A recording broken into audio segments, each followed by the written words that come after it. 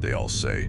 In his final moments, he smiled. I read it again, the words curling on the page like a warning. The room around me thickens with a silence that isn't quite real, like a breath held too long. Every name beneath that phrase feels less like a closure and more like a loop, a pattern stitched into the fabric of some unseen design. I can't stop scanning, hunting for the first obituary that didn't end this way, but the sentence repeats. Under every headline, it's the same, whispering a secret I can't yet grasp. Last night, I dreamed the faces from the newspaper stepped off the pages, their grins knotting into something cold and certain. Their eyes didn't mourn, they fixed me with a dull intelligence, like they knew the punchline before the joke was told. The smiles weren't comforting, they were a cracked mirror, showing me a reflection I feared but didn't understand. Somehow, the words, "He smiled," twisted my thoughts, forced me to question if the end we all expect is just a performance.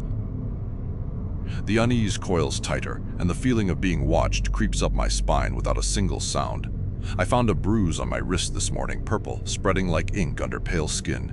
I don't remember how it got there. The newspaper lies spread on the kitchen table, the words blurring at the edges. What if the smiles are a signal, not of peace, but of something else? A pact, maybe, that we sign without knowing. The ease with which the world accepts that phrase makes me sick. Maybe it's not a comfort, maybe it's a curse penned so neatly we don't see the fracture beneath. Every face that smiles could be another page turning, just before someone new begins to write their own. I'm afraid to sleep, afraid the next obituary might be mine, crowned with that awful, identical last line.